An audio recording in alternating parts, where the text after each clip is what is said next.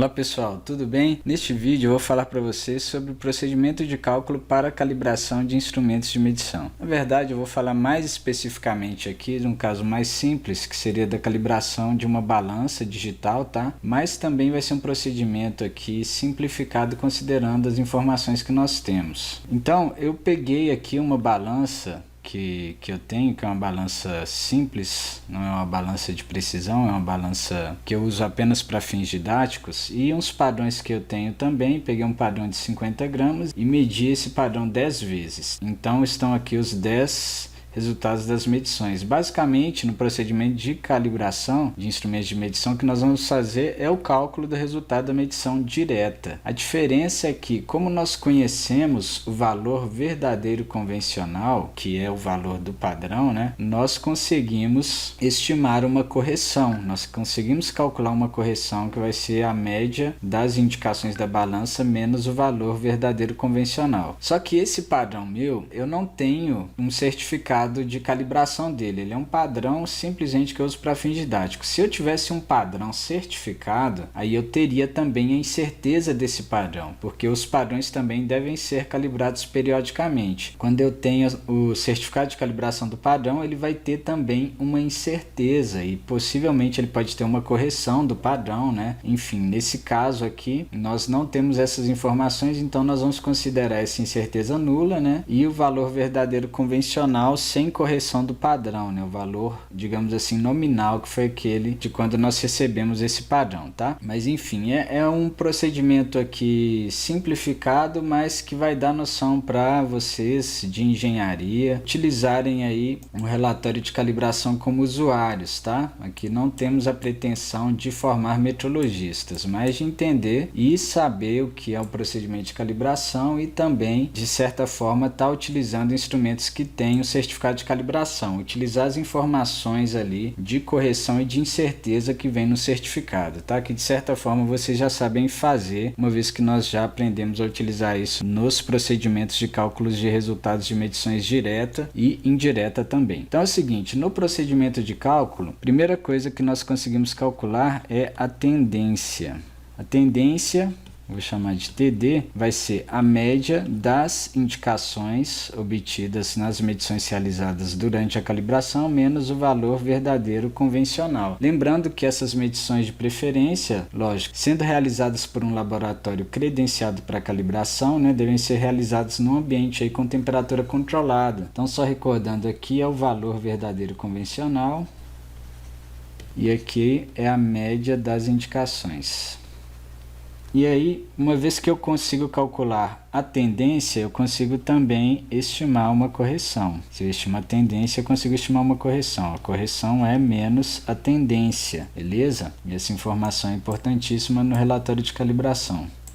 E depois disso, nós vamos trabalhar aqui a parte de incerteza do nosso instrumento ao medir aquele padrão, tá? Então, aqui nós temos várias fontes de incerteza, né? Por exemplo, a repetitividade. A incerteza da repetitividade vai ser a incerteza padrão ou desvio padrão das medições dividido por raiz de n. Por quê? O padrão eu vou considerar sempre como sendo mensurando um variável.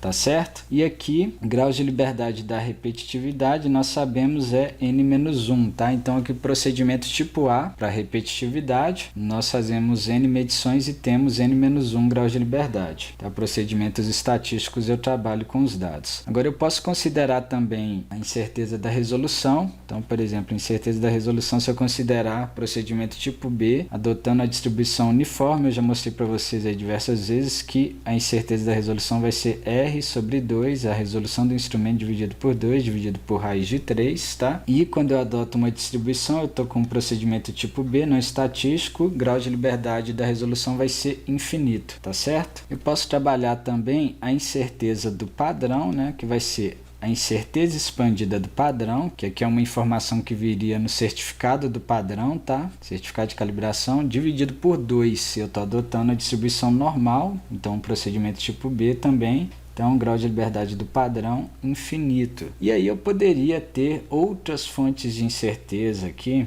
que no meu caso aqui limitado, né, eu não consigo quantificar. Por exemplo, nós poderíamos ter uma incerteza da nossa balança devido à variação de temperatura, tá? Que a gente chama geralmente de deriva térmica, tá? Mas eu vou considerar essas fontes aqui e vou deixar uma reticências ali no cálculo da incerteza combinada, beleza? Que nós vamos fazer agora. Então, calculadas as incertezas individuais, a incerteza combinada vai ser a raiz da soma dos quadrados das incertezas individuais, ou seja, incerteza da repetitividade ao quadrado, mais incerteza da resolução ao quadrado, mais incerteza do padrão ao quadrado e de todas aquelas fontes que você consegue quantificar ali na calibração, tá certo?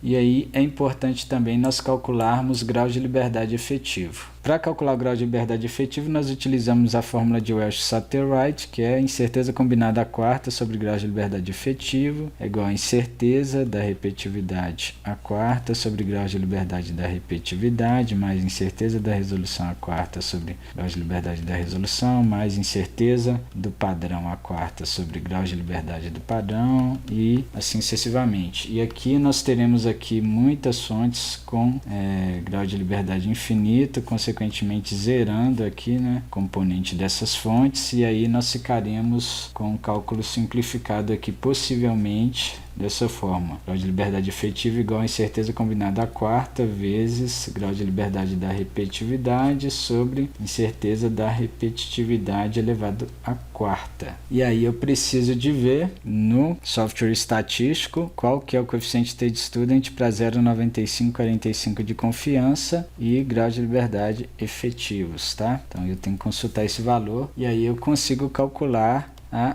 incerteza expandida da calibração, tá? A incerteza expandida da calibração vai ser igual ao coeficiente t-student vezes a incerteza combinada. E é basicamente isso, pessoal. E aí no relatório você vai ter lá uma linha relativa a isso daqui, lá no seu relatório. Para o padrão de 50 gramas, nós calculamos a seguinte correção, e aí você vai colocar esse valor aqui e a seguinte incerteza, beleza? Eu mostrei para vocês os valores ali, nós poderíamos fazer isso aqui na mão facilmente, mas eu vou fazer com vocês no RStudio agora, tá bom? Então, pessoal, passando aqui para o RStudio, vamos fazer aqui na linguagem R o cálculo da correção e da incerteza da calibração da balança digital, considerando um padrão de 50 gramas, valor verdadeiro convencional de 50 gramas. Logicamente, pessoal, para o procedimento completo de calibração, nós devemos medir vários padrões, considerando toda a faixa de operação da balança, tá certo? Então, olha só, o que eu tenho de informação aqui? Eu sei que a resolução da balança é de 0,01 gramas, o valor verdadeiro convencional do padrão é de 50 gramas, a incerteza expandida do padrão, que é uma informação que viria no relatório, no certificado de calibração desse padrão, eu vou considerar nula porque esse padrão que eu tenho não tem certificado, tá? E eu fiz aqui 10 medições desse padrão na balança, tá? Então estão aqui os 10 resultados que eu chamei de I, são as indicações que a balança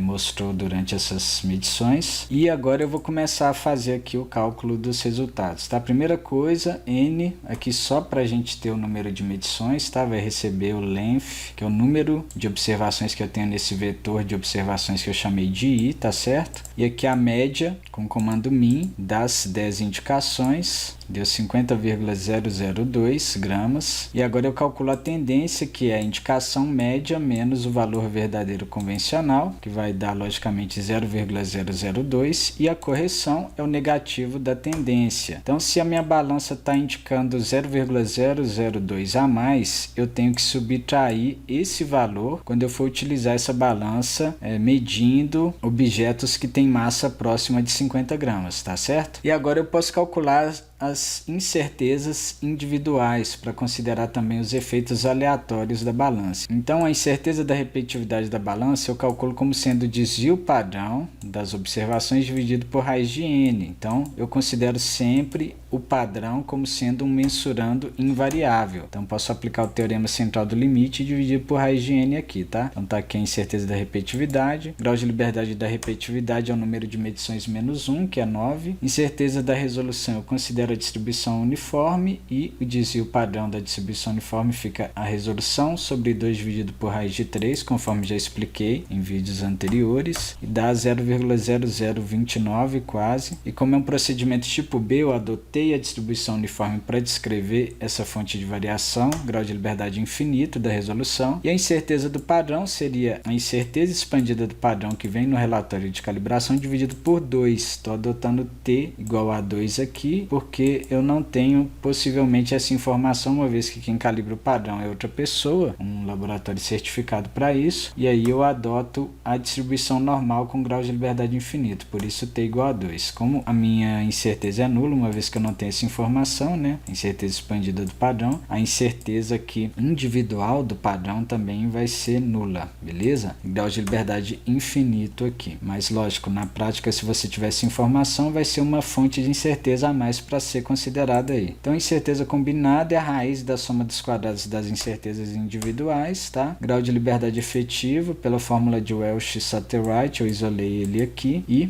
vou obter o inteiro menor, mais próximo, tá? 24 graus de liberdade. E o coeficiente T de student para 0,9545 de confiança e 24 graus de liberdade dá 2,11, beleza? E a incerteza expandida vai ser esse coeficiente vezes a incerteza combinada, que dá 0,0097, beleza? Então, os dados de calibração da balança para o padrão de 50 gramas, eu vou colocar lá no relatório de calibração que a correção é de 0,00 gramas e a incerteza é de 0,01 gramas. Aqui eu até faço uma correção da aula que eu fiz anterior de calibração. Eu mostrei lá os dados de correção e de calibração com 3 casas decimais, mas eu deveria ter arredondado para 2 casas, considerando a resolução do meu instrumento. Tá certo? Mas enfim, é só um detalhe, né, que ficou errado. E aí o que você fez para o padrão de 50 gramas, logicamente você tem que fazer para todos os padrões que vão ser considerados na calibração, tá certo? E aí basicamente você vai colocar para cada valor verdadeiro convencional a correção e a incerteza. E o usuário vai poder utilizar esses valores quando ele utilizar a balança calibrada, tá ok? Então o procedimento é bem simples, tá? E é isso aí. Por hoje é só. Se você gostou desse vídeo, deixe seu like, se inscreva no nosso canal e ative as notificações. Muito obrigado.